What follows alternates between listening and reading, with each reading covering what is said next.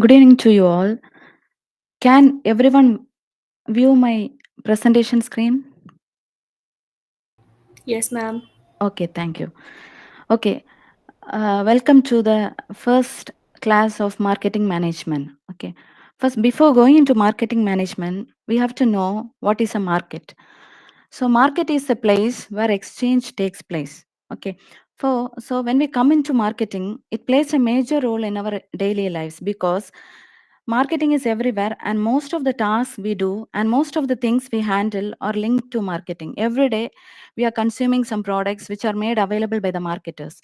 Marketing is mainly responsible for satisfying the needs of the customers, which in turn increases the standard of living of the people or the customers and quality of the life of the customers who consume the product.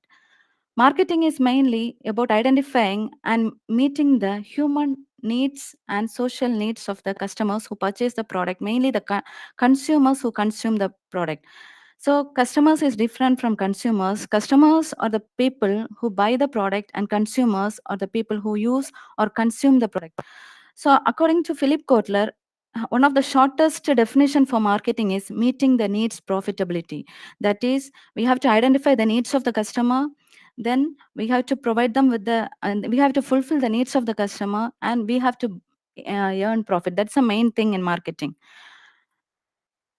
So, the American Marketing Association has given a definition for marketing. That is, marketing it's an activity, set of institutions and processes for creating, communicating, delivering, and exchanging offering that has value for customers, clients, partners, and society at large. There is another one definition given by William J. Stanton, a total system of interacting business activities designed to plan, price, promote, and distribute want satisfying products and services to present and potential customers. Normally, marketing is different from selling. Selling, that is a part of marketing. Most of us will be thinking that selling is what is marketing. Actually, selling is different from marketing. In the coming slides, we'll be seeing the difference between marketing and selling. S- So before going into deep into marketing, first we have to know what is a need, what is want, and what is a demand. So needs, they are the state of being deprived of something. Okay. So a psychologist named Abraham Maslow, he gave a theory of hierarchy of needs. So he categorizes the human needs into 5 levels. This mainly we'll be learning in organizational behavior subject, that is to study the behavior of a human being. So the needs, the mainly are physiological needs, safety needs, social needs, esteem needs, and self-actualization needs. The main concept behind this theory is when the basic need, that is a physiological need, means the basic needs, that is mainly food, clothing, shelter. When one need or the basic need gets satisfied, we'll be looking for the next need, that is the safety need. Once the safety need is satisfied, we'll go for the next need, that is the okay social need. After that, we'll be going for the esteem needs, and the last need is self actualization need. So the main point behind this theory is when we are satisfied with the we have some need, and when we are satisfied with the product or a service, and we get fulfilled with the need, then we will be going for the next need. That does not act as a motivating factor for us. That is the main thing behind this theory. That is what is a need. Okay, so custom on the perception of customers, they have classified the needs into 5, that is stated needs. Stated needs means here the customers will be explicitly states that what they want. Mainly, if we want to open a bank account, that is what is a stated need. The next one is real need, means if you want to open a savings bank account with a nearby public bank in our residency or in our locality. The next one is unstated need, means if you want to open a if you sorry, that is, if you in the bank, we will be offering international debit card or a checkbook facility. That is the extra benefit which we need. That is what is unstated, and will not be asking. It is not stated, but again, that is a need for us. The next one is delayed need. So we'll be liking the premises of the bank to be neat and clean. When we visit a bank, it should be neat and clean. That is the delight need. And next one is the secret need, means we'll be reluctant to confess. That is, if we have a negative attitude about something, we will not confess it outside. That is the secret need. So based on that, on the perspective of the customer, they have classified the needs into 5. So wants means they are the form taken by human needs as they are shaped by culture and individual personality. Okay, based on the culture or the environmental surrounding or something, the what we want from, not need means basically what we want from inside, and want means based on the culture, based on the environmental surrounding, what we need, or based on the individual's personality. That is what is want. Want is backed up by willingness. Okay, so we'll be willing something, we want something, and if we have the purchasing power, that becomes a demand. So need, want, demand. So the marketer normally, so who is a marketer means mainly the marketer will be seeking a positive response from the customers. Okay, so as a marketer we'll be thinking, when we are marketing a product, the response from the customer will be some positive. He should get some awareness about the product. It is not necessary that he or she has to buy the product, but when the person will be getting some awareness of the product, when he knows about the benefits of the product, maybe in some other time he'll be purchasing the product. So next one, I said you already, customer, he's a person who purchases something. Consumer is someone who consumes a product or services. So when we come into the customer value, value means it is the difference between the value benefits the customer gains from owning a product and the cost of obtaining the product. That is, customer value means total customer benefits minus the total customer costs. So when we are spending something for the product, the cost of the product, when we compare the benefits what we gain from the product. Normally when we want or when we need a product, we'll be the price which we pay for the product will be expecting some benefits. When we are completely satisfied with the benefit received from that product, then we'll, that is what is known as customer satisfaction. That is the experience we gain from the product minus the expectation of the product. Next one is market. It's a place where normally potential buyers and sellers meet for the purchase or sale of a product or service. It came from the Latin word marketers, which the meaning for it is merchandise, traffic, trade, or place. The word market, it stood from the place where buyers and sellers gather to exchange their goods or service. When we look into the evolution of marketing, the first system was barter system.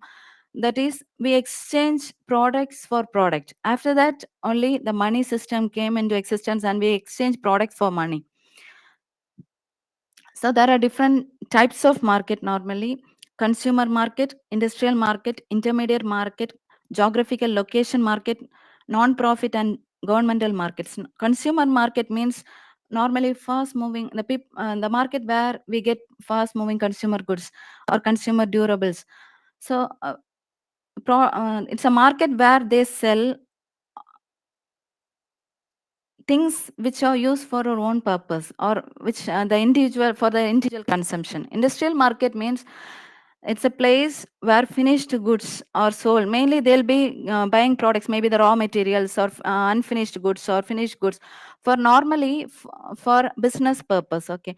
Intermediate market means wholesale and retail markets, where they buy bulk amount from the manufacturing companies or somewhere.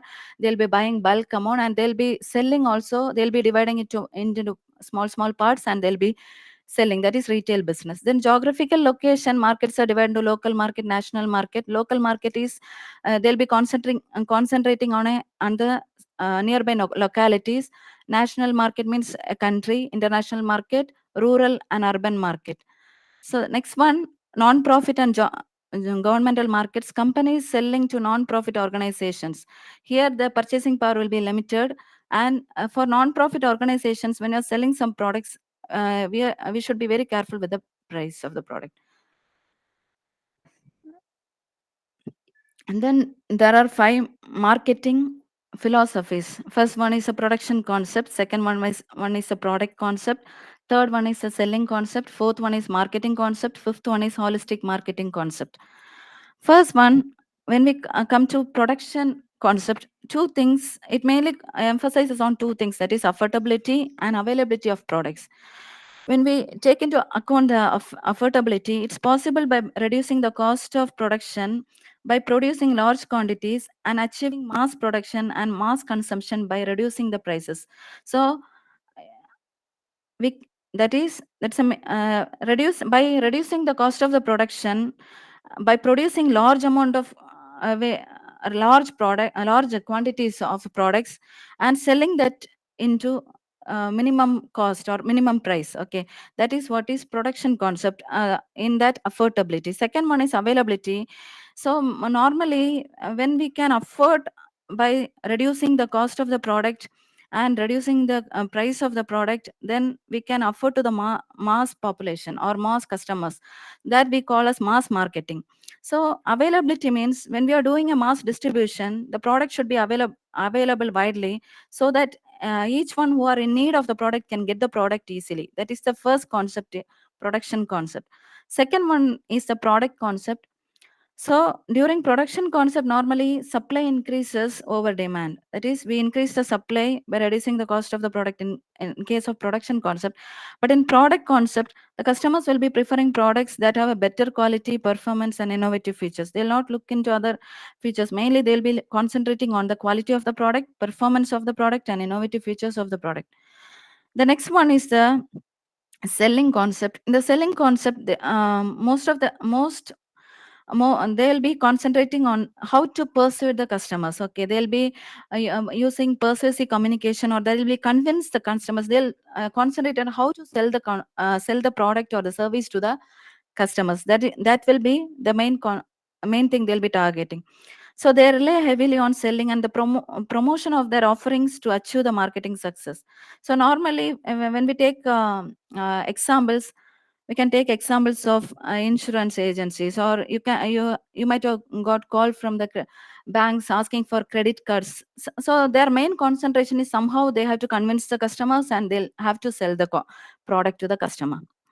Next one is marketing concept. So in this, the main concept behind this is proposes that the success of the firm mainly depends on this marketing concept. Okay, so when we take in the account of marketing, so it's not only selling, but from they'll do a research what customers need and want. Based on that, they'll be producing the product.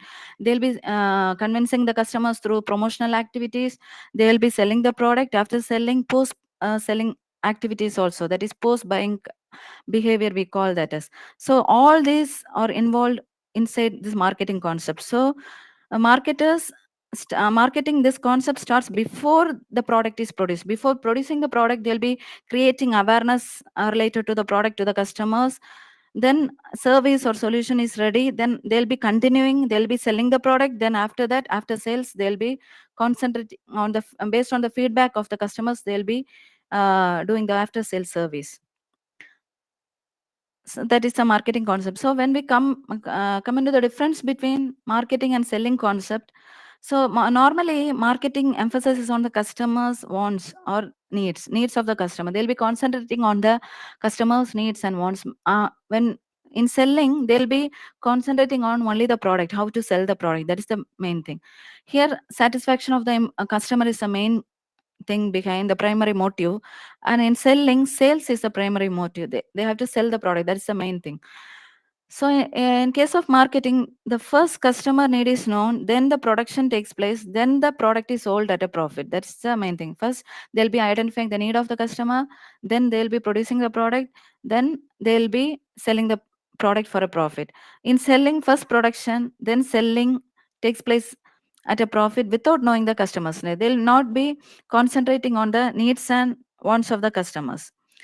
Next one is normally when we compare marketing and selling, it's an external concept and it is mainly oriented on the market. That is market orientation. Next, selling means it's internal concept and mainly they'll be concentrating on the company.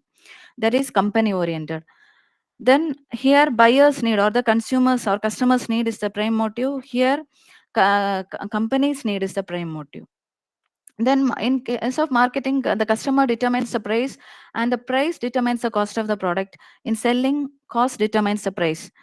In marketing views the customers at the very important purpose. That is, customers are the main thing. They are the primary source. So that is the main concept in case of marketing. But selling, they view as the customers as the last link in the business process. In marketing, it's the function which converts the customer's needs into products. As I mentioned already, they'll identify the needs of the customer, then they'll be producing the product. Here, they'll convert the products or the goods into cash. In marketing, buyer is the core, or the person who buys the product, or the customer. They are the core behind every activity. Here, the seller is the core behind the every business activity.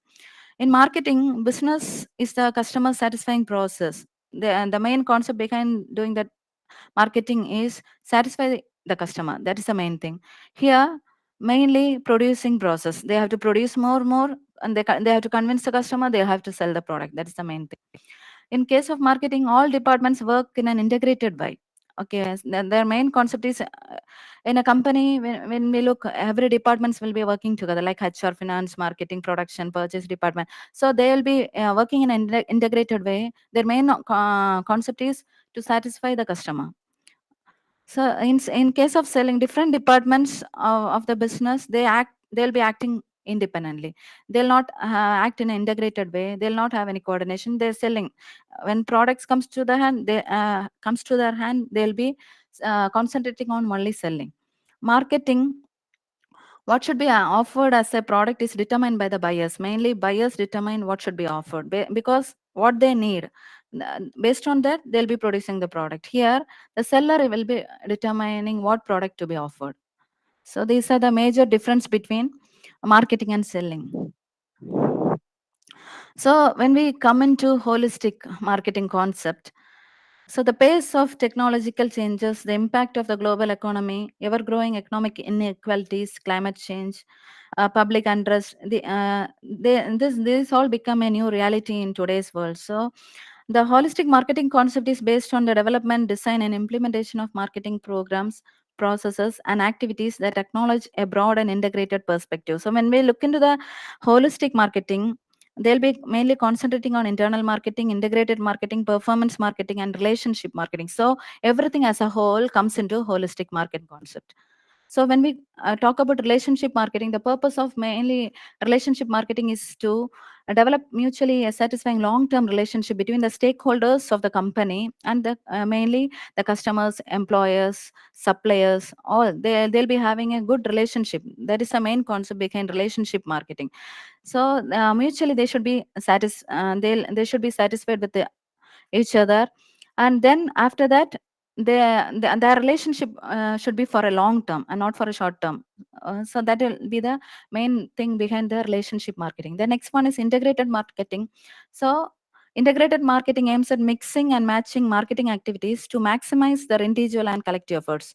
So normally they'll be mixing all the marketing activities, they'll matching everything, so they'll be putting collective efforts and individually they'll be putting efforts, mainly integrated efforts. That is what I mentioned before.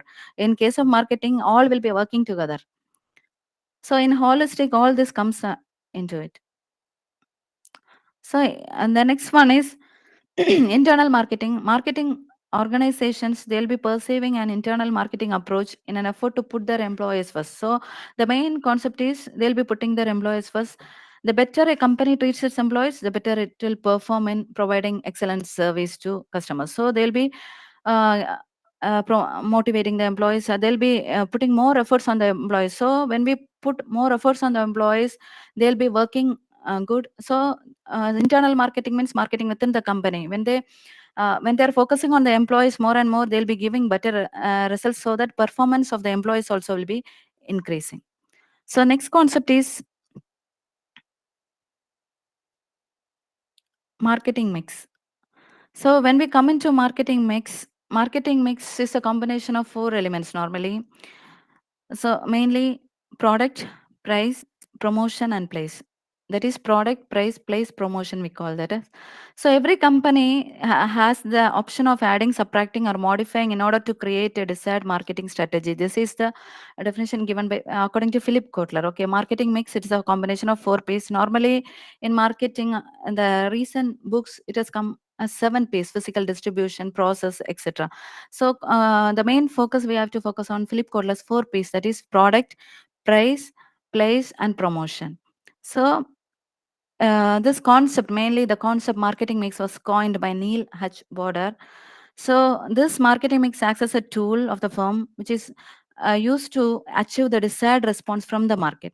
So first, one product, we know what's a product. It's a goods or service a company offers to the target. When we talk about the marketing mix, first P, product, it's not only the goods, it all services also comes under this product category. So product means the goods and services a company offers to the target market. So a product means it is a bundle of tangible and intangible attributes. The product element of the marketing mix includes planning, developing, and producing the right type of products and services. Normally, we should produce the right type of, based on the needs of the customer, the product should be produced, and it should reach the hands of the customers also at the right time. That's the main concept behind marketing. So in production product mix, decisions are normally taken to design the product, the size, the weight of the product, the quality of the product, volume of output, brand name of the product, packaging, product range, product testing, warranties, and after sales services all comprises under product mix. So first we have to consider the design for how the product should be designed. What is the size of the product, what's the weight of the product, what's the quality, volume, then brand name of the product, how it should be packed, then the range of products, then it should be tested properly, the warranties given for the product, and after sales what service should be given to the product. These all should be concentrated in case of a product. The next one is price. Price, it is the amount of money which the customers pay to buy the product. The second P of the marketing mix. So it is an important element, because when we compare the four P's in marketing mix, this is the only tool which generates revenue for the marketer. So when we sell a product, the selling process, we will get back the money, right? The value for the product, or the price of the product in return. That is a revenue for the marketer. So this is the only tool among the four P's which generates the revenue for the marketer. So the price therefore needs to be based on certain parameters to achieve certain objectives. So it should be based on some parameters. So simply we cannot fix a price. When we compare the design of the product, everything we can, based on the needs of the customer, we can design or do. But when we are fixing the price, it is a difficult task, and we should do it properly, because the price sensitive customers, if they, only when they receive the if price sensitive customers, when the price of the product is relevant to the value of the product, only they'll be buying the product. So fixing the price is an important aspect. The next, price mix involves decisions regarding base price, discount, allowance, free payment, credit, etc. All should be considered while fixing the price of the product. The next one is promotion. Promotion means activities that communicate the merits of the product and persuade target customers to buy it. So normally in promotional activities, so we'll be communicating to customers normally the benefits of the product, the what is the main merits of the product, and we'll be mainly targeting, or we'll be persuading the target customers to buy the product. So it promotion mix, when we take into account, there are four concepts very important: advertising, personal selling, sales promotion, public relations. These are the four concepts which are very important. So first, before introducing the product itself, we might have seen many advertisements in the TV. Before launching itself online also, we might have seen, before they are introducing a new mobile phone, they'll be giving awareness related to the phone, the benefits, the camera features, etc., etc., etc., related to the product, and they'll be uh, showing as if it will be launched soon on so and so date. So that is the thing. Before the product is introduced in the market, they'll be creating awareness related to the product. So the next one is so through advertisement. So after introducing the product also, they'll be advertising. Then personal selling, personally meeting the customers and selling the product. Then say sales promotional techniques they'll be following. Then public relations, good relationship between the marketer and the customer. Then no single method of promotion is effective. So whenever a company chooses a promotional method, under this four, concentrating on a single method, it will not be very effective. So The promotional campaign should involve two or more promotional methods. Promotional mix is based on the nature of the product, type of customers, the promotion budget, and the nature of the demand. The next one is place or where the product should be normally distributed. The place includes the company's overall plans to make the product available to target customers.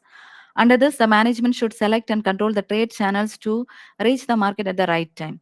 So, distribution system is to be designed to physically handle and transport the products through intermediaries. So, mainly physical distribution, we call that as okay. So, the place where the product should be delivered, that is the main concept. So, it should be delivered at the right time also. It should reach the delivery address, destination point, and it should be in the right time also. That's the main thing. So, play is the next P under promotion. Sorry, marketing mix. So 4 is framework in relation to 4 P's in marketing mix. So marketers design the product which mainly influences acceptability, the price which mainly influences affordability, the place which mainly influences accessibility, and the promotion which mainly influences the awareness. The 4 P's: acceptability, affordability, accessibility, and awareness.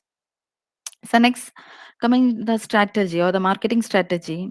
So the firm's marketing strategy includes deciding on its segmentation, targeting, and positioning. We call that as STP.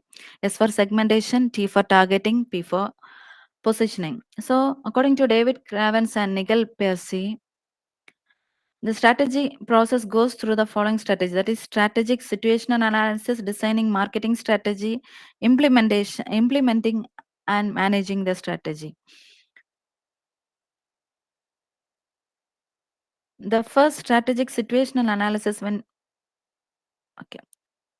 So the first stage includes product market analysis, market segmentation, competition analysis, and continuous learning about market. So strategic situation analysis means first we have to analyze the product, then we have to analyze the which market to be targeted, that target market, then segmentation, which market segment should be targeted, then competitors. You have to analyze the competitor of a firm.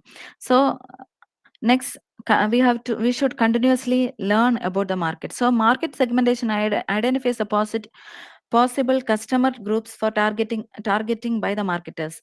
Competitive analysis leads to the evaluation of the strength, weakness, and strategies of main competitors.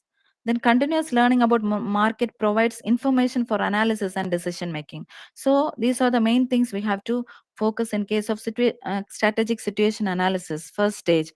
Second, designing the marketing strategy. In this second stage, it includes market targeting and positioning strategies. It builds the marketing relationships and develops and introduces new products. This is the main thing. So they have to target the market. They should position the product into the minds of the customers. They have to build a good marketing relationship, and they have to develop and introduce the new products. Next is implementing and managing strategy. In the third strategy or the third stage, so this activity mainly focuses on the marketing organizational design and marketing strategy implementation and control. So they'll be the design, marketing organization design, they'll be concentrating. Then they'll be focusing on the marketing strategy which they have to implement. Then they'll be implementing the strategy, and they'll be controlling the strategy. They'll be the strategy which is formulated by the marketers will be implemented, and they'll be controlling they will be evaluating the strategy, then they will be controlling. This is a mainly action phase of marketing strategy. In the first two stages, they'll be formulating the strategy based on the strategic situational analysis. They'll be designing the proper strategy in the second stage. Third stage, they'll be implementing, and they'll be evaluating the strategy whether it is working properly or not. Then they'll, if it is working properly, it's good. If it's not working properly, they'll be controlling the strategy. So this is the third one. Third stage is the normally the action phase of marketing strategy. The next one, scope of marketing. So marketers normally market 10 main types of entities. So we'll be thinking only marketers will be marketing products and services. So they normally they'll be marketing mainly 10 main types. The first one is goods, then services, events, experiences, persons, places, properties, organizations, information, and idea. So when goods, that is physical goods, constitute the bulk of most countries' production and marketing. Goods means refrigerators, TVs, food products. You all know that comes under goods which are tangible. Then services means, so normally services like work of airlines, hotels, then car rental firms, barbers, beauticians, professionals such as accountants, bankers, lawyers, engineers, doctors. So these all people, they'll be providing services. Okay. Next one, so this goods can be marketed by the marketer. The services can be marketed by the marketer. The next one is experiences. By orchestrating several services and goods, a firm creates stage and market experiences like travels. They'll be traveling. They'll be marketing their travels, then climbing Mount Everest. So these are the experiences people experience that will be marketed. Next one is events. Normally marketers promote time based events such as trade shows, artistic performance, Asian games, sports events. These events will be marketed.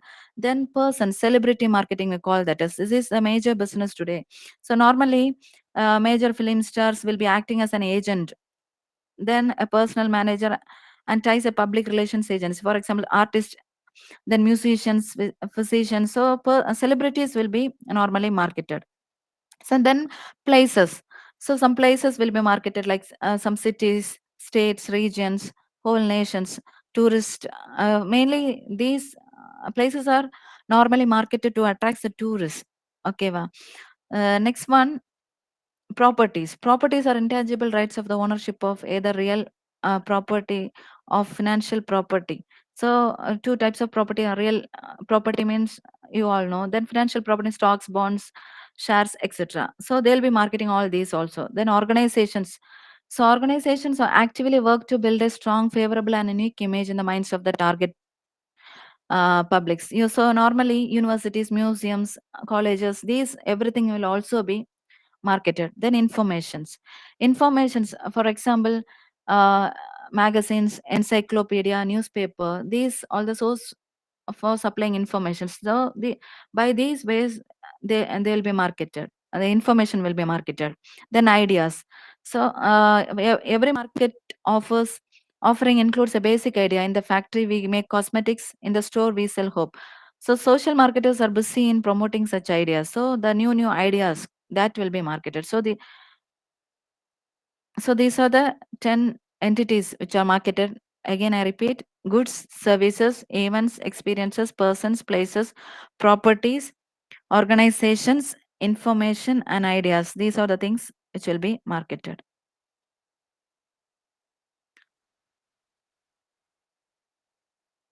So next is marketing environmental analysis. So according to Philip Kotler, he has given a definition: a company's marketing environment consists of the internal factors and forces which affect the company's ability to develop and maintain successful transactions and relationships with the company's target customers. So normally, when we look into the market, concentrated market, so environment should be analyzed properly. It includes both in internal factors and forces which normally affects the company's ability to develop and maintain successful transactions and relationships. Then external factors also. The macro environment of marketing includes these factors like demographic factors, economic factors, socio-cultural factors, natural factors, technological factors, political factors. So, so when we look into the demographic factors, normally the profile, okay, normally the profile, maybe the age, the gender, these all comes under demographic factors. Then economic factors means the purchasing power, these income, these all comes under economic factors. Socio-cultural factors means the society which they belong to, the cultural factors, and that is culture, subculture which they belongs to. These all comes under socio-cultural factors. Then next one is natural factors means the normally natural resources, the ecology available, the climatic conditions, these all comes under the natural factors. Then technological factors means the technology. So today when we see technology, science and technology is advancing. So we should be aware of the technology emerging today. So that has to be properly analyzed. Then political and legal factors means the legal laws, which comes into the legislative laws which comes into existence. So these all should be analyzed properly. So demographic factors, economic factors, socio-cultural factors, natural factors, technological factors, political and legal factors, these all should be considered when we are scanning the environment. That means when we are analyzing the market environment. So when these all are analyzed properly, we can act accordingly. We can identify the strength of the company. Then we can identify what are the opportunities available. We can make use of the opportunities because based on this environmental or marketing environmental analysis, we can identify the opportunities available. If there is some threats outside, we can act accordingly. So these all the factors should be properly analyzed first. That is marketing environmental analysis, we call that as. So next one, mainly the micro marketing environment or internal this all comes on external environmental analysis. Internal environmental analysis means the consumers, suppliers, intermediaries, and the competitors. Mainly we have to focus on, we have to properly analyze the consumers, the people who consume our products. They have to properly analyze, because today when we look, we have more and more competitors. There are different brands of products, so consumer can easily shift to the other brand. So we should properly analyze the consumers behavior. The next one is the suppliers, the people who supply goods to us, or the raw materials, or whoever the people who supply raw materials are the suppliers. Mainly concern, we have to consider, they have to be properly analyzed. Then the intermediaries, the people who are act as an agents or someone to us, maybe the advertising agencies or the logistic providers or transport providers or someone like that. So they have to be properly analyzed. Then the competitors, and competitors are the rival firms, we call them as. So these all the micro marketing environmental factors or the internal environmental factors which we have to focus mainly, and we should analyze properly and act accordingly. So next is market research. So the American Marketing Association defines market research as a systematic gathering, a recording, and analyzing of data about problems relating to the marketing of goods and services. So it's a systematic gathering. So marketing research means systematic we have to gather the information, we have to identify the problem properly, it should be recorded properly, the data should be analyzed, then properly, then based on that report should be presented and implemented. So when we look into the marketing research process, first stage is problem definition, second one is research design, third one is field work, fourth one is data analysis, and the last one is report presentation and implementation. The first one is a problem. So a problem is any situation that requires further investigation, that is a problem. However, not all marketing problems need formal investigation or research. Many problems are of a routine and trivial nature, which can be solved immediately after ascertaining all the facts of the case. So a problem should be properly defined. If it can be addressed properly, immediately, not a matter. So some problem needs further investigation, so that problem has to be properly identified. The next one is research design. So if we have stated our problem correctly and precisely, and we should be able to spell out the precise objectives for research. Okay, so first we have properly identified the problem, then we, precisely we have to then we have to find the objectives for research. Now we are in the position to prepare the research design. So normally the research design spells out how we are going to achieve the stated research objectives. So first identify the problem which needs further investigation, then the objective should be framed, then next is field work, that is data collection. So based on the objectives, the needed information should be properly collected. Then the data should be analyzed properly using different methods. Okay, so it should be analyzed. Then based on that analysis result, we have to submit a report, and we have to present the report, and that research should be implemented. That's the main thing. So first define the problem. Second one, frame the objectives. Based on that, prepare a proper research design. Then we have to do field work, that is gathering data through, there are different ways, okay, for gathering data. Then we have to analyze the data properly. We have to find out the result. After finding out the result, the report should be uh, the report should be returned, then that report should be presented, then that report should be properly implemented. So next one is market segmentation. So business organizations will be operating in different markets consisting of all types of existing and potential customers with their widely varying needs and wants. So when we take a market, there will be different kinds of customers. So we cannot predict anyone. So their needs and wants will be varying. So the need of one customer will be different from the another customer. The need want of one customer will be different from another customer.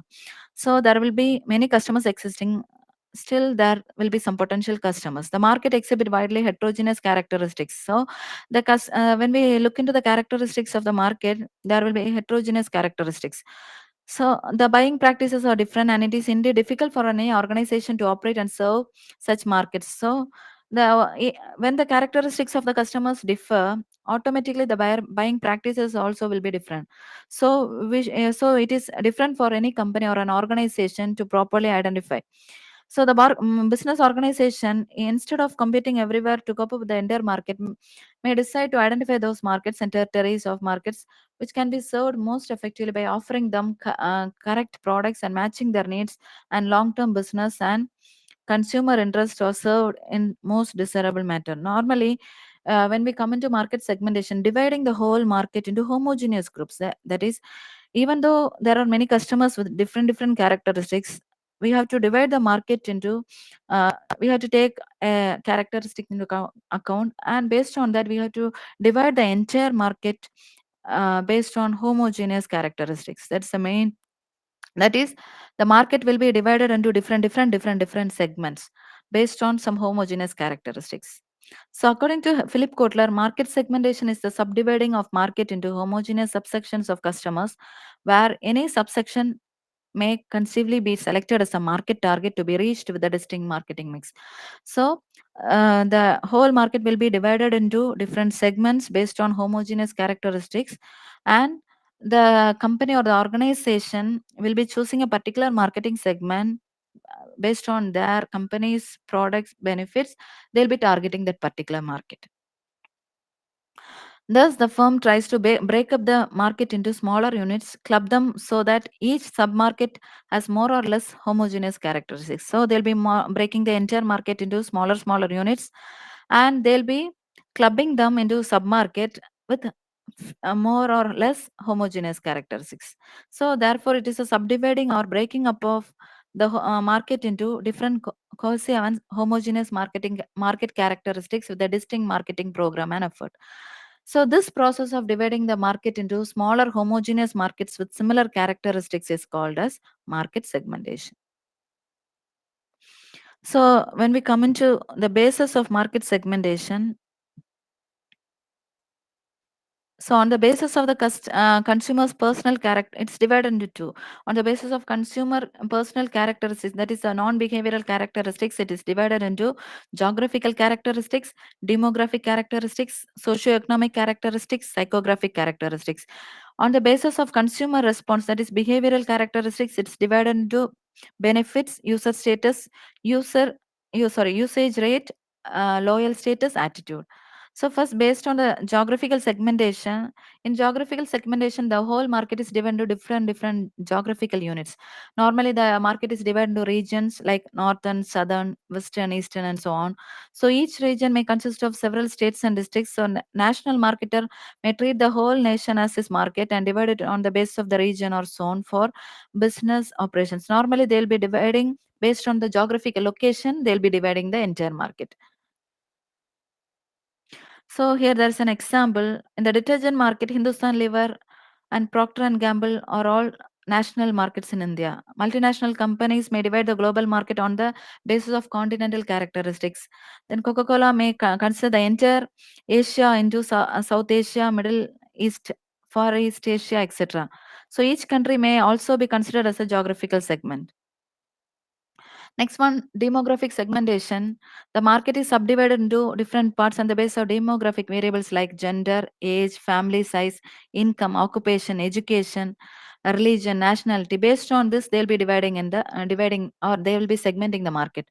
So demographic variables have long been the most popular basis for distinguishing significant grouping in the marketplace. So one reason is that consumer wants or usage rates are often highly associated with demographic variables. Another is that demographic variables are easier to measure than most other type of variables. So they'll most of the marketers they'll be choosing demographic segmentation for segmenting the market. Next one is socio-economic segmentation. So this is mainly income, occupation, education, religion, social class. These are the important socio-economic data required for market segmentations. So these are all the components of social economic characteristics for of the target population. Income and occupation characteristics are generally used in the market segmentation for durable products like automobiles, household appliances, electronic items, personal computer, etc. Next one, psychographic segmentation. They'll be dividing the market on the basis of personality, lifestyle, values, etc.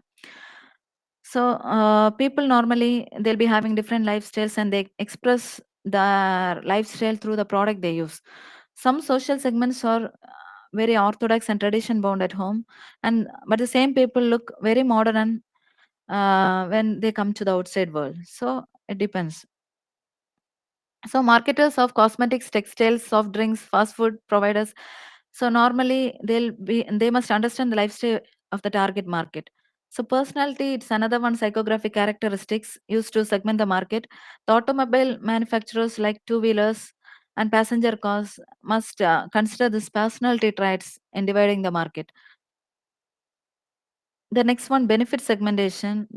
So buyers will be normally can be classified according to the benefits they seek. So what benefits they look for? Based on the benefit they seek, the market will be divided. On the purchase of this, when we on the purchase of the same product, different customers look for different benefit, because of which they buy products from different companies which satisfy their specific needs. So when we take an example of a car, the basic function of a car is transportation, but people prefer different cars because they seek different benefits. So some people they look for quality and they go for like Benz car, etc. Some look for service, some economy, some seek speciality. So these are the different characteristics they look into. Based on the benefits they look into, the market will be segmented. The next one is user status. The user of the product or service can be classified based on heavy users, medium users, and light users, or heavy buyers, medium buyers, light buyers. So normally marketers of soft drinks and hot drinks, for example, may segment the market in terms of this user status criteria or state characteristics. A firm normally will be interested in heavy buyers or users. So they'll be again and again they'll be coming to the same. They'll be concentrating on the same brand. They'll be buying the product again and again. They are the heavy buyers. Sometimes a firm may select light users as a target market with the intention of moving and changing these customers into heavy users. That is people who are light users when they are convinced or when they are normally targeted and they are motivated and they are they are marketers involved in more promotional activities in that particular market segment, and they'll be converting that light users into heavy users. The next one is usage rate. Marketers can be segmented into various classes based on the usage. Okay, there are different classes like light users, medium users, and heavy users. Light users means who are very infrequent users. So when we take an example of a housewife, in case of a cosmetics, they'll not be using when they come out for some function or something, they'll be using cosmetics. So they are light users.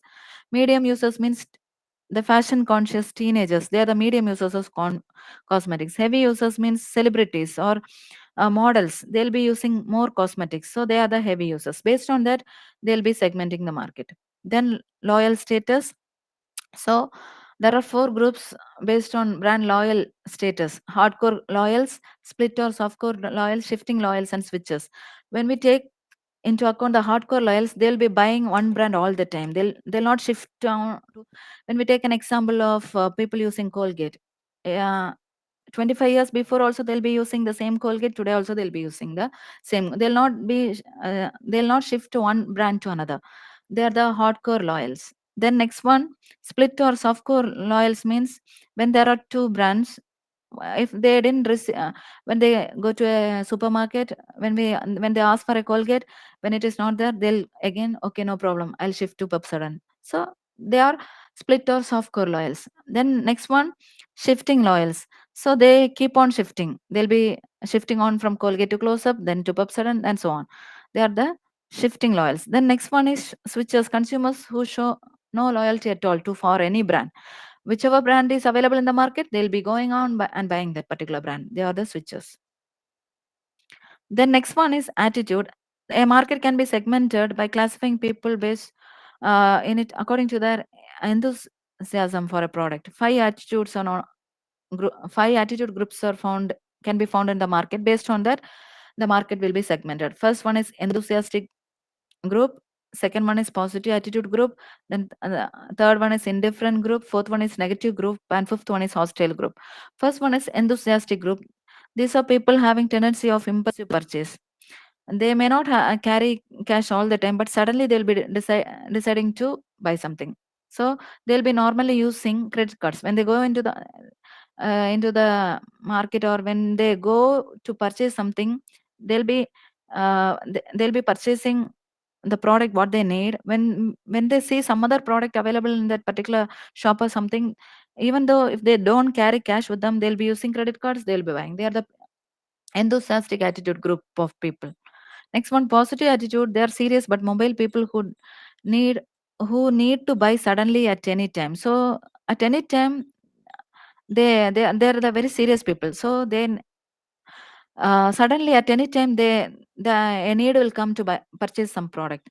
The next third one is indifferent type of people. There are some people who are technologically adverse with systematic purchasing pattern. They would prefer to purchase with cash after thinking or the need for purchase. So they'll think for 100 times before purchasing a product, whether they need the product or not. So they'll not have credit. They'll not have credit cards with them. If they have cash, they'll think for 1,000 times. Then after thinking for 1,000 times, if they think that that product is needed for them, then only they'll go purchase the product. Next one, negative people. They are spendthrifts. So they can be spendthrifts. They'll be having a fear of losing money and misusing it. So since they are spendthrifts, what they'll not go for credit cards or anything. So they have a fear of losing money. They are negative attitude people. Then hostile people at times become very much irritated either by salespeople. Salespeople, when they come, when they meet this hostile attitude people, they get irritated. They use harsh words and they'll get rid of them. They are the hostile attitude people.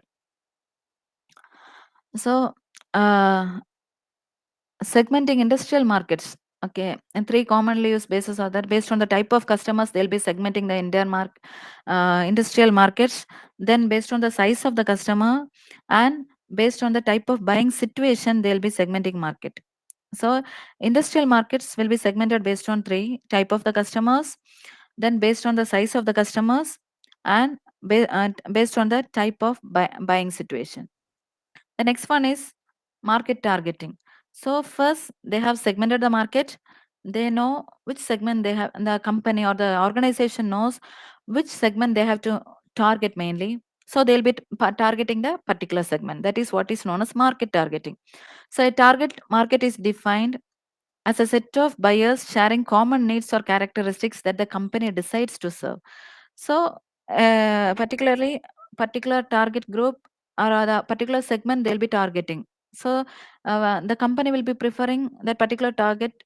They'll be serving the particular target customers, targeted group segments, and they'll be serving them. That's the main thing.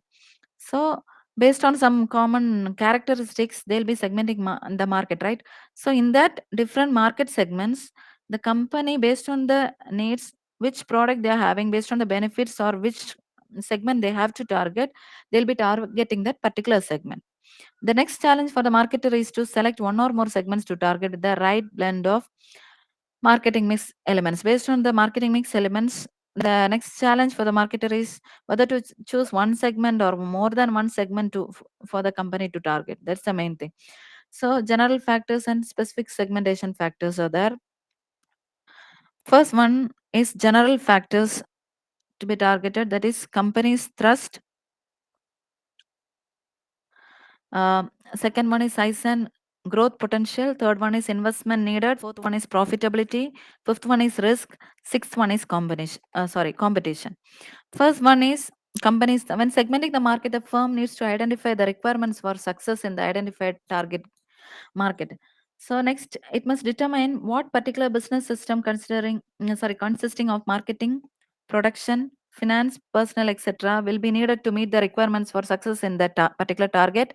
As far as possible, the firm's thrust should be such that it gives the company a key advantage in that segment. That's the first factor, that is company's thrust. So while segmenting, the firm have to identify whether this particular target market, the requirements for the particular target market in that uh, will be a successful one for the company. That's the main thing they'll be thing. Second one is size and growth potential. So in addition to the present size of the target market, the firm should also ascertain the further growth potential of the said target group. The current market demand by itself may prove misleading, so they have to properly identify whether the particular market, the targeted market segment, is a potential one, or whether it will grow in future. So these things they have to consider. Next one is the investment needed.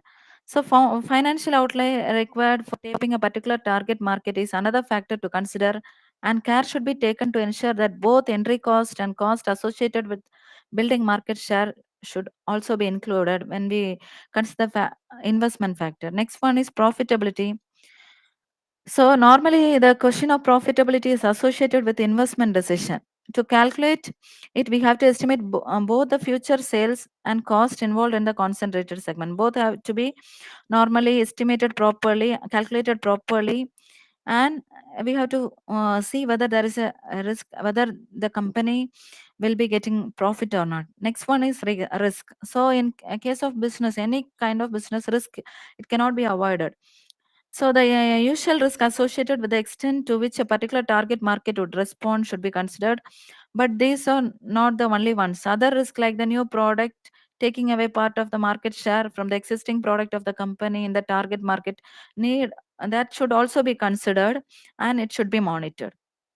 The next one is the competition, which has to be focused. The selection of market or the target market implies indirectly on selecting the competitors with whom the company will compete. That is some main thing. So another important point to note here is the context is that segment may be large but may already be served by several well-established competitors. So the target market which we have chosen, that will be served by our rival firms also. That also should be considered. Uh, Next one is the specific segmentation factors. That is the segment durability, mobility, visibility, and accessibility should be normally considered while targeting the market. The durability, when we see the fashions which are in trend, whether it is durable, whether the fashion will be will be existing for a long period or not, or or within a short span of time the fashion will be changing. All this should be considered. The durability of the segment mainly should be considered. Then mobility, so movement in and out of the segment of members of the target group. So members may stick on to our products, they'll be moving on to other products, so the mobility should be considered. Other factors should be considered. Then visibility, the extent to which the want of the target market or segment. So then first itself I said what is a want. So that the target market customers want should be normally visible. Then next one is accessibility. So target market should be directly reachable through established communication or distribution channels. So when we are targeting a particular market and we could not properly assess the market properly, we cannot deliver the product at the right time, and it will not be of good use, right? So the accessibility is also an important factor to be considered while targeting the particular market. Next one, approaches when selecting one or more segments. So single segment concentration, first one. The next one, selective specialization. Then third one, product specialization. Fourth one, market specialization. Fifth one, full market coverage, that can be undifferentiated marketing or differentiated marketing. So these are the approaches while we are segmenting. So some companies, they'll be segmenting or they'll be targeting on only one particular segment, and some companies will be segmenting or they'll be targeting more than one segment. So that should be properly while we are selecting one segment or more than one segment, these are the following approaches. First one is single segment concentration. There some companies, they'll be concentrating on only one segment.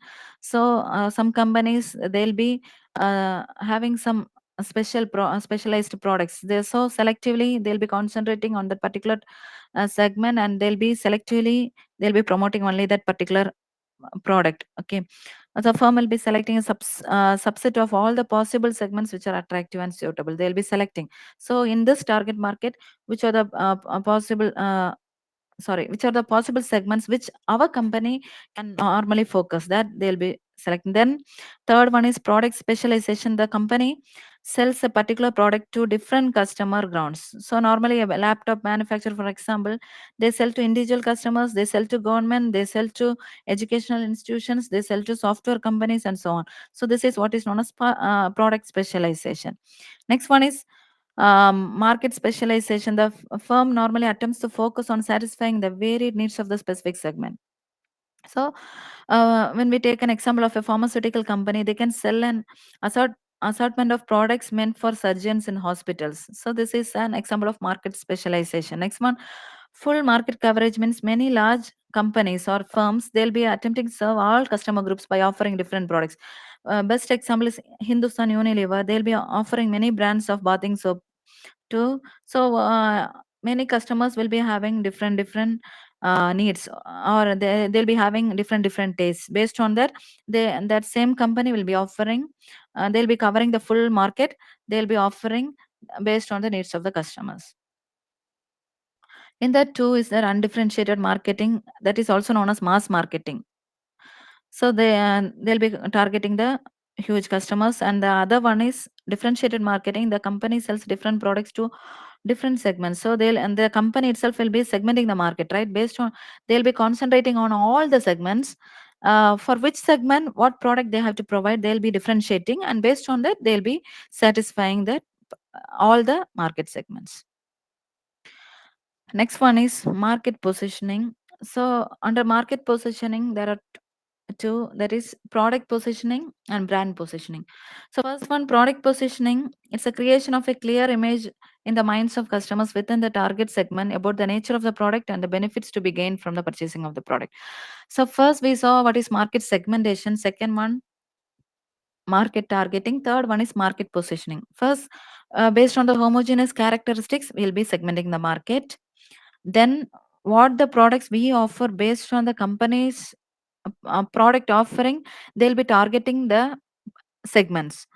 Third one is positioning the product in the minds of the customers. That's the main thing. So when we look into us, whenever we think of some products, the first product which comes in, or the first brand which comes in mind, that is what is market positioning.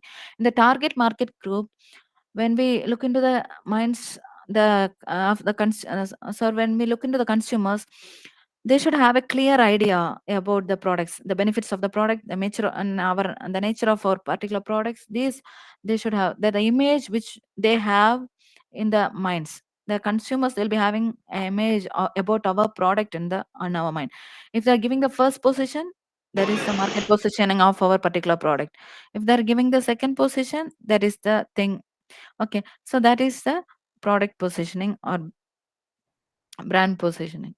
Then deciding the positioning thing, first positioning against the competitor, second one positioning on the customer's desire, third one positioning on products performance, and fourth one, positioning on price.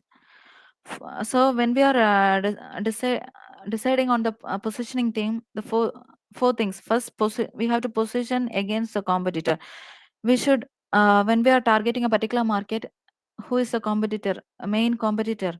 So what's their position in the minds of the customers, and what's ours? So when we are we should be competitive advantages when compared to that of our competitor. Our product should be in the higher position, or in a uh, first position, or the higher position when we compare uh, the competitor.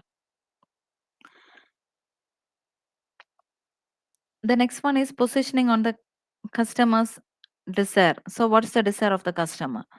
So what position they have, while we are whether we are satisfying their needs properly, whether our products are uh, giving more benefits when comparing to other products, and what position they have on what's their desire when they compare with other products, etc. That is what is positioning on the customer's desire. The next one, positioning on products performance. So normally the marketer will be highlighting the benefits of the products to the customer. So normally when we take into the herbal skin care products, the main thing what the customers have in their mind is, normally there is no side effects. The ingredients present in that particular product will be natural ingredients. These are the things they'll be having in their mind. That comes first.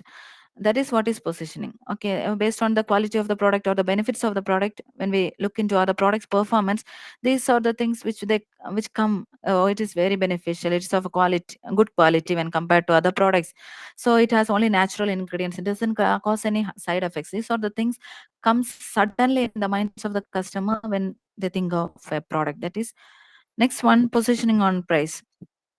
As soon as when they think of a product, of a company's product, they'll be thinking, oh, this is the cheapest product available in the market, so this is a lower price product, or this is a luxury product, this is a the value of the the price is equal to the value of the product, so no problem. These are the things which, so some products they'll be thinking, oh, when we look into this product, the price is very much high. These are the This is what is market position. Suddenly when the customers compare, first one, when comparing our product with the competitor product, what comes in their mind first? Second one, based on the desire of the customer, what comes when they are thinking about our product, what comes in the mind first? Next one, based on the benefits or the product quality, what comes first? Then based on the price of the product, what comes first? These are the things. Then developing the positioning strategy.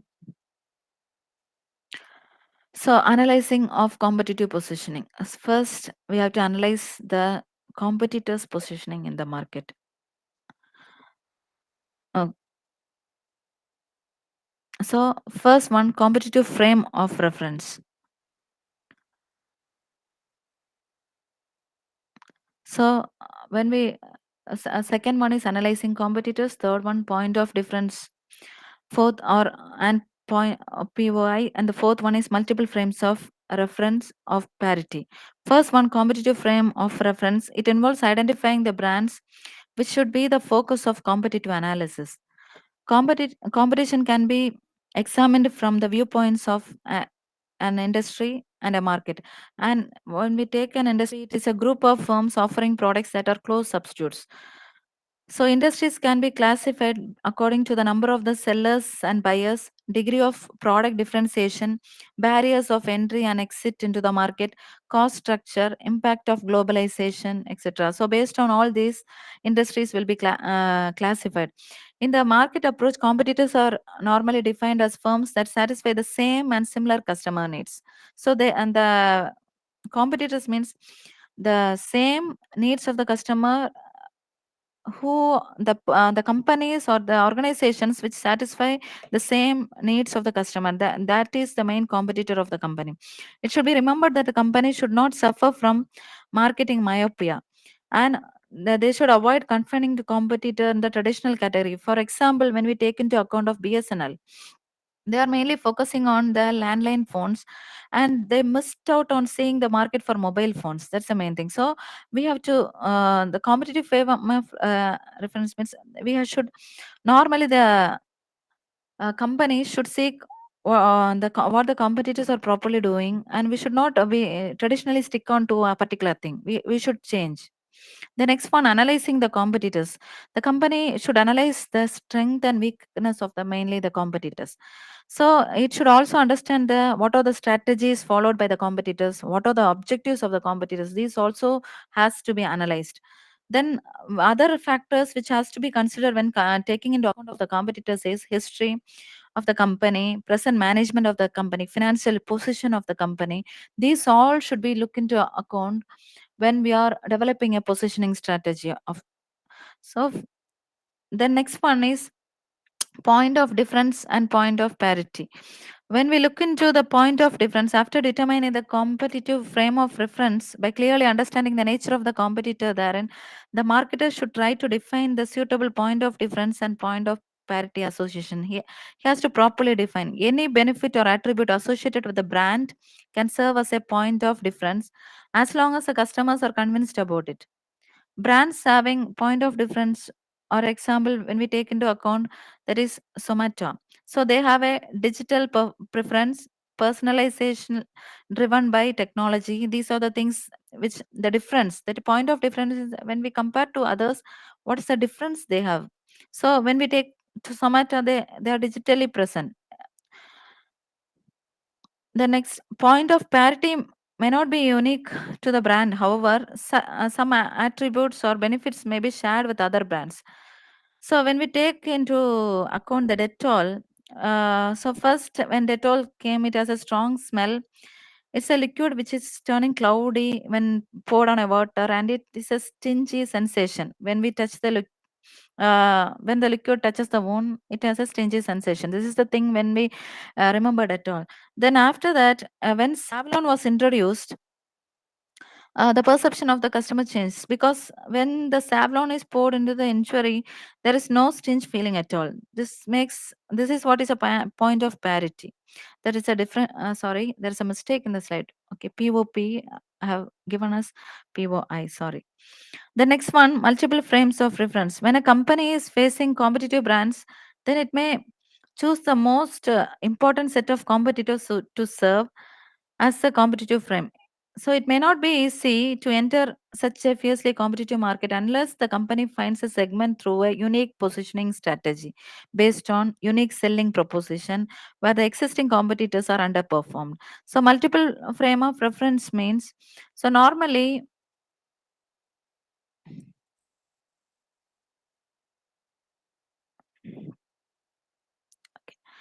so okay, sorry. So normally, when we are facing the competitive brands, it is when the competitive competition is very first. It is very much difficult to enter into the market. So we should use some unique positioning strategy, or use some unique selling proposition, or some different innovative ideas. So to based on that, the existing competitors will be underperformed. So that is the next thing. So this is how the positioning strategy is developed. First, competitive frames of reference. Second one, analyzing the competitors. Third one, point of difference and point of parity. Fourth one, multiple frames of reference. The next topic is consumer behavior. So, Cravens, Hills, and Woodruff has given different definition for consumer. That is, consumers are people in families and other kinds of households who buy and use products and services in order to satisfy their personal needs and wants. മതിയാണത് So, is that enough?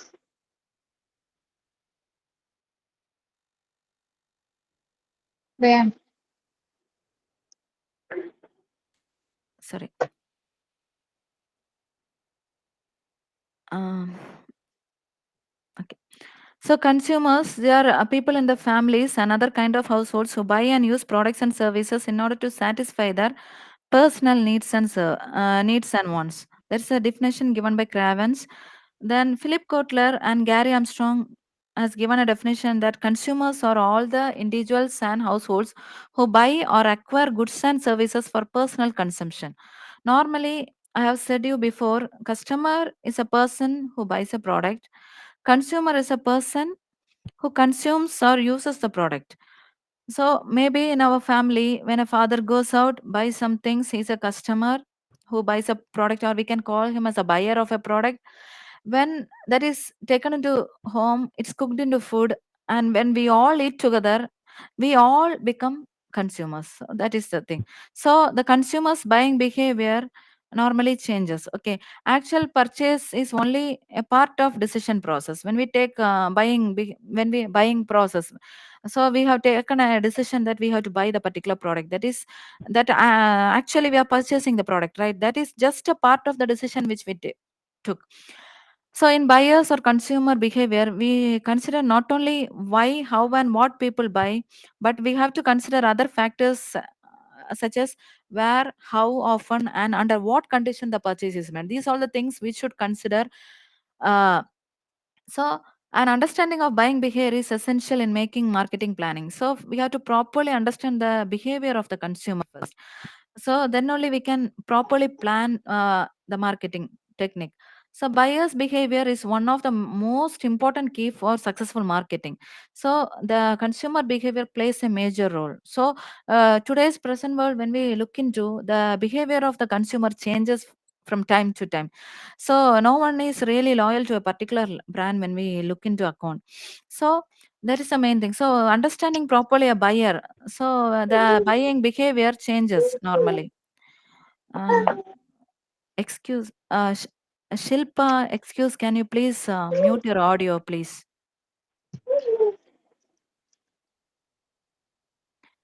Thank you.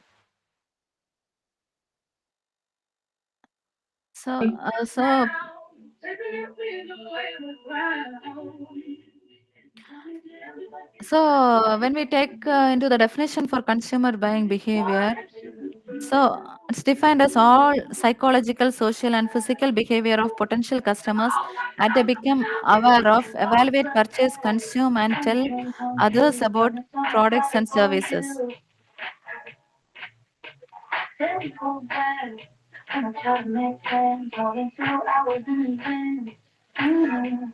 Mr. Ankit, you are disturbing the whole class.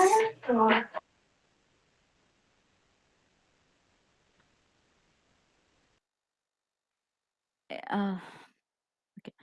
So all psychological, social, and physical behavior of potential customers as they become aware of, evaluate, purchase, consume, and tell others about products and services. So this is how the buyer behavior is defined. So the element of this definition, each element, that is psychological, social, physical behavior. So these everything are very very important. First one, buyer behavior involves both individual processes and social processes. So individual or psychological process is also very important. Then group behavior, some decisions we don't take of ourselves, we all join together, we discuss and take, that is a group process. Then buyer behavior is reflected from awareness right through post purchase evaluation, indicating satisfaction or non satisfaction from purchases. When we purchase a product, when we use the product, if they're particular if you are satisfied, highly satisfied with the product, we'll again go for the product. If you're not satisfied at all, we'll not go for the product. That's the main thing. Then buyer behavior includes communication, purchasing, and consumption behavior. So communication plays a major role. So just imagine one of our friend bought a product. He or she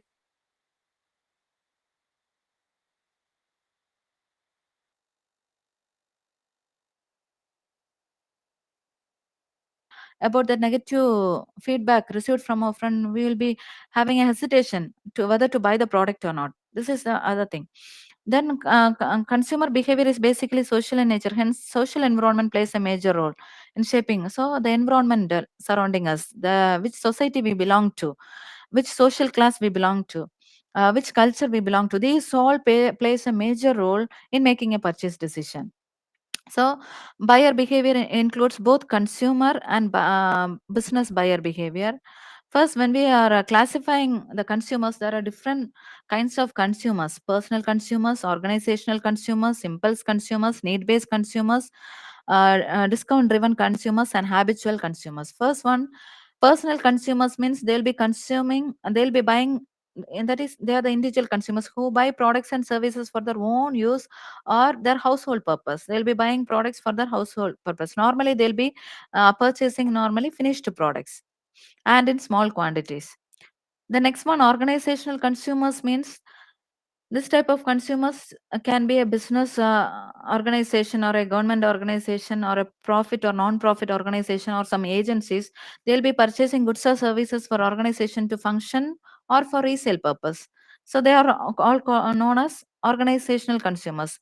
So purchases are normally done in the form of raw materials. They that are processed to finished goods and offered for sale to another customer. So mainly for business purpose, they'll be purchasing the goods. They are the organizational consumers. The next one is impulse consumers. This type of consumers does unplanned purchases. So I have told you before. So they'll be purchasing a particular product which are not a priority. But when the consumer encounters the product, he may shift the buying decision. He'll go on purchase the product. They are the impulse consumers. So then need-based consumers, when a particular need arises, they'll be thinking for 1,000 times, then they'll go buy the product. Then discount-driven consumers who always purchase products when there is some offer or discount. So they'll be their buying decision will be mainly based on the offers or discounts available. Then habitual customers based on their habits, or some will be addictive to some products. So they will be again and again, it is a habit for them going and purchasing the same product. For example, people who smoke, they go and buy cigarettes. They are the habitual consumers. The next factors influencing the behavior of the consumer. So the act of purchasing product can be very complex. Buyers can take several factors into consideration. Normally, the purchasing decision process is looked at from different angles by economists, socialists, psychologists, etc., etc. So, economists may argue that the consumer takes price and utility into consideration, while a psychologist says that it is the emotional reason behind purchase. Excuse me. So when we take into account, so each one, like economic, socialist, they'll be having a different perspective, and they'll be telling that purchase behavior is based on so and so factors, so and so factors. So when we take into account of an economist, they'll be telling that normally they'll be considering the utility of the product or the usage of the product and the price of the product. Psychologists will be telling that emotional reasons are behind the purchase decision. But it should be noted that a single factor alone will not induce the purchasing decision. Several factors influences the purchasing behavior of a consumer or a customer. So normally these are the factors: cultural factors, social factors, personal factors, psychological factors. These are the things, factors which normally influence a customer or a person to buy a product or to make a purchase decision. First, cultural factors consist of ideas or customs and art that are produced or shared by a particular society. So, culture, based on the culture which we belong to, based on the society which we belong to, based on that, the ideas or the customs which we follow, based on that, the buying behavior of the customer or a person, or the buying behavior or the purchase decision depends. So, culture, it is a set of values, ideas, or attitudes, or other symbols or objects created by people which shape human behavior. Based on the culture, they'll be having a set of values, they'll be having some attitudes, they'll be having some beliefs, they'll be having some symbols, they'll be having some attitudes. So, based on that, the purchase decision depends upon. So, culture does not refer to an individual's instinctive response. So, it doesn't only depends upon a single individual. The symbols may be intangible or tangible. So, when we compare the tools used or the housing things or the product works of art, it depends, it differs based on the culture. People belonging to a particular culture, they based on the ideas or the customs which they follow, based on that they'll be buying products. So people belong to some other culture, they'll be having some other. People belonging to a one state, their housing will be of a different style. People belonging to another state, the housing will be different. So the culture plays a major role in the purchase decision of the individual. So individuals buying behavior is largely influenced by the culture. It mainly determines a person's wants and behavior. Culture is dynamic, it's changing and adaptive over time. As a result, the values and needs of the society change. The influence of culture can be seen in areas such as quality of life, role of woman, changes in home family life, changing attitudes towards work and pleasure, increased leisure time, desire for convenience, goods, etc. So these are the things which mainly influence. So marketers must see that products and services do satisfy this changing roles, values, and needs. So marketers, when they are producing a product, they should see whether that products and service which they provide will satisfy the changing roles or values or needs of the customer. So there is another thing, subculture. It's a distinct cultural group having specific identification and mobilization existing within a larger culture. The people in the subculture have many of the cultural values of the overall society, but at the same time they profess beliefs, values, and customs which identify them as a separate group. For example, when we take Hinduism, has they have a culture, but they are divided into several groups based on caste lines, and each caste have its own beliefs, values, and customs. So based on this subculture, so marketers should have thorough knowledge of the subculture, because the members of each subculture show different purchase behavior patterns. The next one is social factors. Social stratification, which has become a part and parcel of the society. So normally social status, when we look into account, the noble class can be defined as a group of individuals who share similar beliefs, values, interests, and lifestyle. Usually people normally choose their friends and associates on the basis of commonality of interest. In this respect, social classes restrict their interaction, especially with regard to social function. The hierarchical nature of social group prompts people to position their social group as either above or below other groups. For convenience, we can classify the social group in upper class, middle class, and lower class. So, based on the class, so the purchase behavior differs. So, social class and the consumption behavior, when we look into account, the behavior pattern of social class vary with regard to media parameters, shopping patterns, leisure time activities, savings, spending habits. These all based on the social class, it will be different. So usually members of upper class, normally they'll be preferring magazines and newspapers and television programs stressing current events, while lower class people prefer publications and TV shows dramatizing romance serials, quiz shows, etc. So it differs. So exclusive shops, when we like Raymond shops, usually patronized by upper class, middle class, and lower class shops from the ordinary retail stores. Different types of social classes chooses different types of leisure time activities like parks, museums, swimming pools, which are open to the public, are most frequently used by the middle class and rarely by the lower classes. So exclusive clubs with facilities for tennis, golf, etc., they are normally preferred by the upper classes. So based on the social class, also the buying behavior of the individuals differ. The next one is a reference group. A reference group, it's any set of individuals that influence another individual when he or she makes a decision. But if the group does not affect a person's attitude or behavior, it's not a reference group. For example, like we have known Indian Medical Association, religious groups, or their political parties, or their Lions Club. So people who are of the same profession, they'll be having an association. So based on their groups, the buying pattern different. They'll be buying a particular things. So marketers will be giving more importance to the reference groups, because reference groups influences the consumers in several ways. So reference group normally influence other people in the group, and based on that the buying behavior changes. So an individual is exposed to new behavior and lifestyles, influences a person's attitude and self concept, and the person's choice of product and brands are indirectly pressurized to conformity. Just take an example of a friends group. So when we get new friends, maybe the new friend influences us based on their behavior or something. We change. These are the things we influence. When a friend buys a particular product, and when the friend influences us, we'll be buying the same. This is what is the meaning for the reference group. In other words, a person's purchase behavior is greatly influenced by the reference group to which he belongs. This can be clearly seen in the case of clothing. Manufacturers often spend large amount of money to create images of the type of people who use their products. For example, advertisements of Louis Philippe shirts, etc.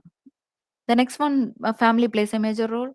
They are the most important reference group that shapes the buying behavior of an individual. So, according to Kotler, he has distinguished between two families in the buyer's life. First, the family orientation consists of one's parents. Then, a person acquires an orientation towards religion, politics, and economics, and a sense of personal ambition, self worth, and love from the parents. This is the first group. And the influence of parents will be more where children continue to live with their parents. So people who are living with their parents act as the reference group. The second is a family people form where they marry and live separately from their parents. So they'll be having a different family after marriage. They'll be living with another family. So there, that family will be influencing them. So in family purchases, usually, uh, so we'll just skip. Okay, next one, personal factors. So one's role and status plays a major role in deciding what product to buy, or the purchase behavior or the purchase decision of an individual. So individual has to play different roles in the society. When we take a male person, he has to, in a family he should be a father, in a company he should be a manager, to a sister he should be a brother, and so on. So depending on the role he's playing in this playing, so or the social accord status, based on that, so the purchase decision of them differs. People make purchases that shows their role and status in the society. So similarly, the purchases also varies based on the age and the life cycle. When we look into the kids, they'll be using some different products. Teenage people, they'll be using different products. Adults will be using different products, and so on. Old age people, so that also plays a major role. Then occupation of a person also act as another deciding factor for uh, purchase decisions. So and then another next economic circumstances, then lifestyle of a person. These all things plays a major role. Personality, self concept. These things also influences the buying behavior of an individual. Then self image. Okay. The next one, psychological factors. When we look psychological factors which influences the buying behavior of an individual, or motivation, normally perception, learning, and beliefs and attitudes. So motivation is considered as the why of behavior. So um, right? According to Burke, motivation refers to the drives, urges, wishes, or desires which initiate the sequence of events known as behavior. So drive. So something stimulates a stimulated need. If you're if you're suddenly feeling hunger, if you find a hotel nearby, we'll go eat. That is what is a motive. So they are the motives are inner that directs people towards a goal of satisfying a felt need. So hunger, security, prestigious, these are all the example. So psychologists normally classifies motives into two broad categories like biogenic needs and psychogen. First, it's a very stated Maslow's hierarchy of need theory, like physiological need, social safety need, social need, self-esteem need, and self-actualization need. That is also a motivation Maslow's hierarchy need theory. So that also acts as a factor. The need arises. So based on the needs, people's purchasing behavior decisions changes. Next one, perception, how we perceive. Okay, so it's a meaning we attribute to stimulate received from the five senses. Normally, we are having five sense organs, right? What we see, what we hear, what we touch, what we taste, and what we smell. Based on that, five senses, the perception differs, and based on the what we perceive using all these five senses, so our buying behavior changes. So next one is learning. So learning refers to changes in behavior as a result of experience. So proper meaningful learning, it's not what we learn from a book, just read and go on. So learning is means the correct meaningful learning means something we learned, we acquired knowledge, and we had some experience. We learned something from the experience, and based on that learning, our attitude or our behavior or something changes happened in us. That is the what is the real meaning for learning. Okay, so learning refers to changes in behavior as a result of experience. So we'll be having some knowledge, some experience or situations happened in our life. So based on that, we learn something. Then based on that, that behavior of ours changes. That is what is the real meaning for learning. So most of the human behavior results from the process of learning. So based on the learning, automatically the purchase behavior differs. Then beliefs and attitudes, what we believe. Okay, so beliefs and attitudes are developed gradually over a period of time as a result of experience. So based on our experience, will be having some beliefs in ourselves. The attitude changes within us. So family, friends, and reference groups, they also influence the beliefs and attitudes. So a belief means it's a descriptive thought that a person holds about something. So it's based on some faith or opinion or something like that belief. So based on the belief, the purchase decision changes. So what we believe in, based on that, on the what attitude we have towards some products, uh, based on that, our buying behavior changes. So there are some other factors which influences the buyer behavior of an individual. There is a government policies, taxation, sudden price hikes by the government, social and health programs. These all influences the buyer's behavior. So when there is a change in the government policy, when we are, for example, sudden ban on something, some products, so we'll not again go by the products. So some products, if the taxation is very high and the price of the product goes up, we'll not go for the product. So we have some social or health awareness programs we have attended. So based on that, we'll be acquiring some knowledge and we learn something from that. So that automatically changes the buying behavior of the individual. The next one is consumer buying process. It's one of the important uh, thing in marketing. That is decision making process or the buying process. Individual, when they make a purchase decision, how they buy the process in which they buy a particular product. Okay, so first one is problem or need. First, they have to need the identify the problem or what they need. That has to be recognized first. Then they have to search for information. They'll be getting more information. They have to evaluate the alternatives. Then they have to make a purchase decision. Then after that, after purchasing, what is the behavior of them? So first, we will be in need of some particular product or service. So we have to identify or we have to recognize the particular need. Then we have to search for more information. How we'll be searching? Just imagine we are in need of a mobile phone, for an example.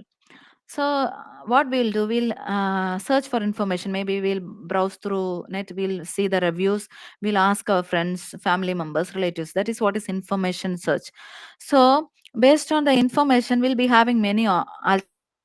We'll be having different brands in mind. Just imagine we'll be having three options. Okay, the option A, option B, option C. These are the three options. So in these three options, we'll be evaluating each options. That is alternatives. First option, what are the positive things in the first option? What are the negative things? What's the price of the product? Can we afford to the particular price? The features of the product, will it be beneficial for us? These everything will be evaluating. So next, second one, third one, these three products will be evaluated by us. Then we'll be coming to a conclusion. The product which we can afford, which has a more positive benefits, will be chosen by us. That is what is a purchase decision. So we'll go, then we'll make a purchase of the particular product. We'll start using it.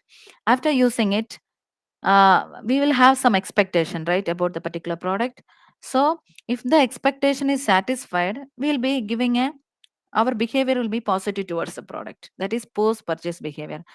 If we have some negative feedback, it is not up to our expectation, we'll be thinking, "Cha, what I have gone for the other choice." That will be, and we'll be having some negative feedback about the product, so we will be having a negative behavior. This is what is post purchase behavior. This is the consumers buying process. This is a diagram. First, need recognition, information search, evaluation of alternatives, purchase decision, and post purchase behavior. First, uh, the consumer recognize some needs and wants or desire or problem. Example, a consumer may feel the need of a fridge to preserve food, the need of a vehicle to move around conveniently, the need of a prestigious item for social status, etc. The need can be triggered by internal stimuli like hunger, thirst, etc. This stimuli rises to the level where it becomes a drive. So the need can also be triggered by external stimuli also. Marketers must find out what kind of need arise and which one of the stimuli triggers the individual to initiate the purchase process. By gathering such information, the marketer can design marketing programs to attract the attention of consumers towards need satisfying products. Then next they'll be going for information search. The consumer tries to collect information regarding various products or service which will satisfy their needs. Prior familiarity with the products determines the amount of searching. The search may be recalling past experiences. Buying a previously purchased brand again is probably common. Previous favorable experience with the product or service convinces a customer to buy again. When past experience is not adequate, consumers seek more information. So, information can be collected from magazines, catalogs, retailers, friends, family members, business associates, etc. When sufficient information is obtained, consumers' knowledge of the available brands increases. Marketers should find out the source of information and the relative degree of importance to the consumer. The firm should also design its marketing mix to make consumers knowledgeable about its product. Then evaluation of alternatives. The various products or service are evaluated by the consumer on the basis of some criteria. The criteria may include price, electricity consumption in the case of refrigerator, fuel efficiency in case of a car or scooter, experts' opinion about the products, opinion of family members, friends, etc. The marketers must know which criteria the consumer will use in the purchase decision. Then purchase decision. From among the purchase alternatives, the consumer makes the selective. It may be to buy or not to buy. If the decision is to buy, then other additional decisions are which type of refrigerator he must buy, from whom to buy, and how the payment to be made, and so on. The marketer up to this stage has tried every means to influence the purchase behavior, but the choice is purely consumers. Then post purchase behavior. After making the purchase, the consumer will experience some degree of satisfaction or dissatisfaction. The relationship between the expected performance and the perceived performance matters in causing satisfaction or dissatisfaction to the buyer. If the product falls short of expectation, the consumer is dissatisfied. If the product meets expectation, is delighted. Consumers who are dissatisfied with the product may complain about it to the friends, relatives, or even the seller. On the contrary, consumers satisfied with the product may not only repurchase it but will spread the good news to others. This is the buyers of a new refrigerator, if satisfied, will feel happy about its purchase and gives good reviews about it.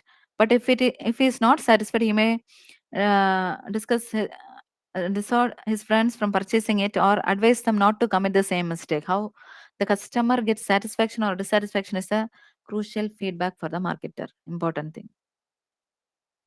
Then next one is organizations. This is an individual buying behavior. First we saw. Then organizations buying behavior. There also first the problem or need has to be recognized. Then need has to be recognized properly, described properly. Then product has specification has to be identified. Then they have to search for the supplies available in the market. Then they have to make a proposal. Then they have to select the particular relevant supplier.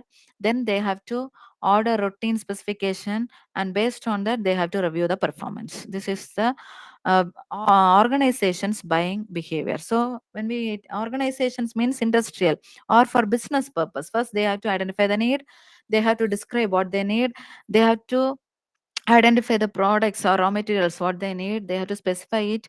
They have to find out the potential suppliers in the market. They have to make a proposal. They have to finally select the supplier. Then they have to order or routinely order the specification needed for them. Then based on the performance they have to give the review. Then next one is factors affecting organizational buying behavior. What are the factors which are environmental factors, organizational factors, um, personal factors, interpersonal factors? Environmental factors means economic, technological, political, legal, social responsibility, competition. These are the environmental factors which normally affects the organizational buying behavior.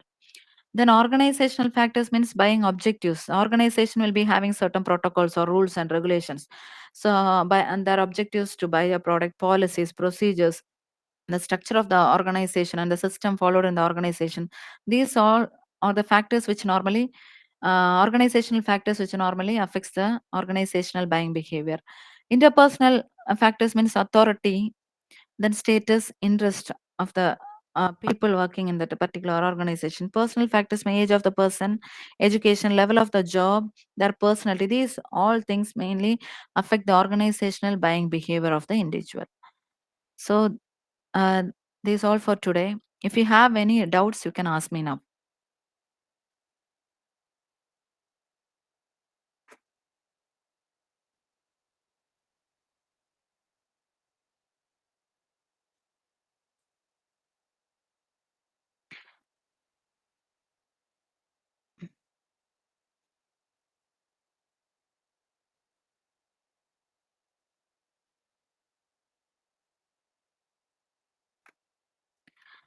Excuse me, students. If you have any doubts, you can ask me.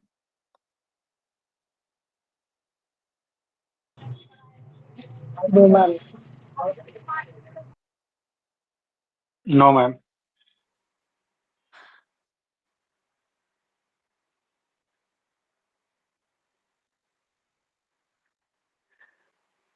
Excuse me, madam. This Ah, covers up to which unit, madam? block one is covered, sir. Block one. Block Okay. one. So we have only 5 sessions. We have to cover all the blocks for what I thought was each session. I'll be covering one block. The One. last session we'll have some discussion so that it will be helpful for your exams. Okay. So can you understand what I taught you? Because I have to go a little bit fast because I have only 5 sessions with you. So can you understand what I taught? Yeah, actually, it is more elaborate, and if you can explain, means still short, it will be more good. Ah, Actually, you are giving more elaborate. So more elaborate. That's why you are running fast. Maybe you can still minimize the explanations. You can concentrate on the explanations. It will be good for us. I think so. okay, okay, okay. Thank you for your feedback. Ma'am, I would like to add on something like whatever that person said, not aware. So whatever you said, okay, but the certain students that who are new to this subject, so if you could go with the same procedure, that would be helpful for those students as well, because it's not like everyone would be having the same level of understanding before coming to this session. So I think if you go with the same pace, it will be good for us as well. Okay. Is the PPT which I present is useful for you? I Yes, ma'am. know So there is no it was separate understanding. it's the I'll give you an idea. There is no separate WhatsApp group or something like that. So you can just take a screenshot of each slide. So it will be beneficial for you, I think. So we won't get the slides. Uh, I should contact the regional center. I'll ask them permission. If they allow, I'll give you. Ma'am, could you just please provide that, because the study material that we have online, that is quite vast, and this one, the PPT that you have provided, it was quite precise and easy to understand for us as well, and also less time taking for the preparation of the examination. So I think this will be beneficial for all the students as well. Okay, sure. I'll contact the RC regional center. I'll ask permission. I'll give you. Okay. Okay. Ma'am, also one more question. Like instead of that sources that has been provided online, can we refer to this for the examination purpose as well? Because due to the working hours, this time crunch as well. Because we have our June exams in June, so obviously, if you could confirm this. Yeah, okay. You can refer this as well as you can refer the study materials also, because the explanations will be in study material, right? Yeah, yeah, that's obviously ma'am. But we suppose we have certain time crunch. But I think we only have 1 and 1.5 months left for the exam now. So obviously we won't get the entire day because some people are working as well. So instead of that, can we refer to this for a better understanding? Because this is more precise to understand and less time taking. Uh, Yeah, you can do that also. Okay, thank you. Okay, thank you. Okay, ma'am. Ma'am, attendance to these sessions are compulsory. Actually, some of us are working, so the thing is, sometimes the time does not allow us to be in the sessions. That you had to ask the regional center, ma'am. Okay, okay, Actually, you had to contact the regional center regarding the attendance and so on. okay, okay, okay. Thank you. Okay.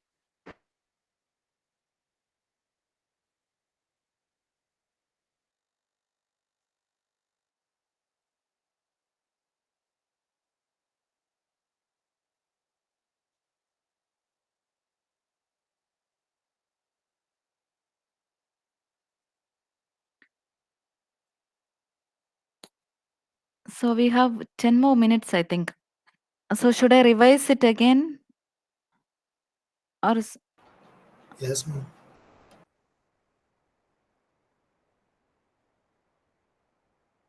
okay, I'll do a thing.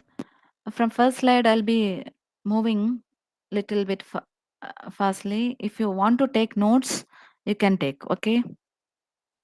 And in each slide, when I'm presenting, if you have any doubts, you can ask me.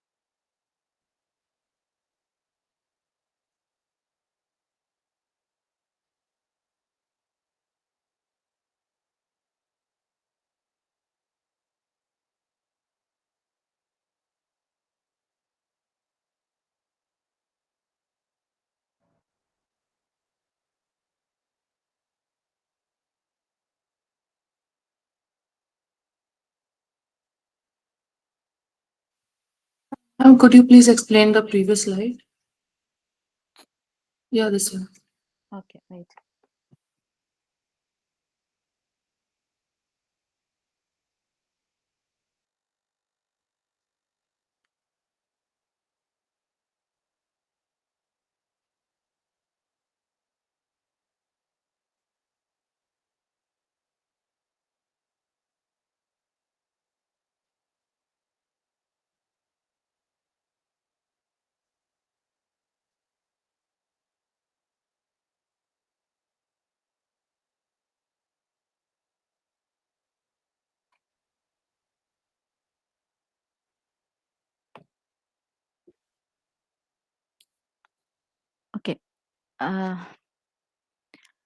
So needs means it is a state of being deprived of something. Abraham Maslow has given a theory, that is motivation theory, normally theory of hierarchy. So he have categorized the human needs into 5 levels.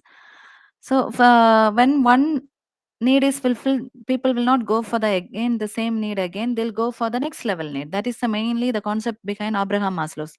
So based on the customer's perspective, consumers needs, because based on the perspective of the customer, consumer needs are classified into 5. The first one is stated needs. So uh, for example, I said you an example of a bank account. That's what is given in your notes also. I'll explain with that itself. So just imagine if you want to open a bank account, that is the need which you need. So mainly for what purpose people will be going for a bank account? Maybe for savings or some other, opening some account. That's the main purpose people will be going for a bank, right? So stated needs means when we want to, the need arises, so based on that we want to open a bank account. That is what is the stated needs. It is here the customer explicitly states what they want. So they are stating what they need. The customer is normally stating what the customer needs. That is what is stated need. He is stating the information, he is stating what he needs. Okay, that is what is stated need. Second one is real need. So in real need, first he has stated that he want to open a bank account. That is what he has stated. So real need means he'll clarify, or he'll make the need specific, in specific. That is, he wants to open a bank account, that is mainly savings bank account, SB account, in a nearby public sector bank in his particular locality. That is a real need.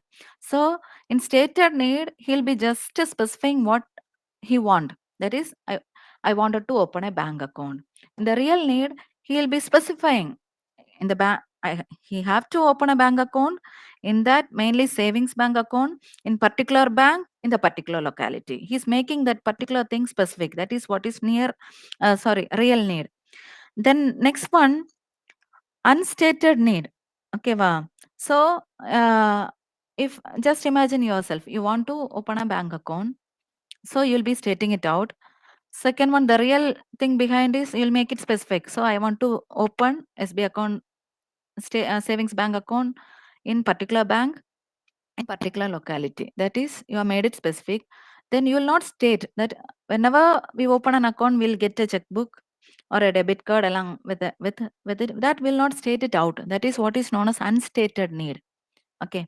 Next one, delight need means whenever we are going to a bank, we'll be having in our mind that the premises of the bank should be neat and clean. So the employees in there, whether they are the tellers or the manager of the bank or whoever working there, should be communicating with us in an appropriate way, in a decent behavior. They should be very polite. So these are the things which we need, right? That is what is known as delight needs. Okay, that is what is known as delight needs. The next one is secret needs. So we have some, whenever we take some product or something like that, or a company or whatever, we'll have some negative thing in our mind. For example, here in your book or in your notes, they have given us, they have she has a negative attitude towards net banking facility. That is, maybe she'll not be good in the technology side. So she is having, she's not having a good um, attitude, or she's having a negative or a bad attitude towards the using of net banking facility. So she'll not state it out. She'll have that particular thing secretly in her mind. That is what is known as secret need, though. So first one, stated need means the need or want she'll be expressing it out as normally. Then second one, she or he will be specifying the need. Third one is in the mind she'll be having some extra needs which she needed, but she'll be not stating it out. She already knows that whenever we open an account, we'll have these benefits, we'll be receiving that. She'll not state it out, but that is what is unstated need. Delayed means she'll have some need, that whenever we go to a bank, the manager should behave properly. that there should be a silence in that particular place. These are the needs which we have in our mind, that are the delight needs, that also will not be expressed, but the way attitude shows it out. Next one, secret need will have in our mind some negative, mainly negative things suddenly will not show it out or will not speak out. That is what is the secret needs. So did you understand? Yes, ma'am. Thank you. Okay. Okay.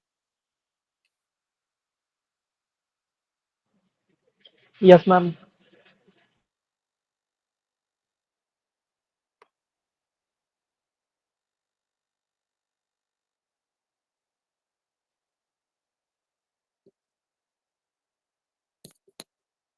So it's 5. So we'll end up this session, right? Thanks all.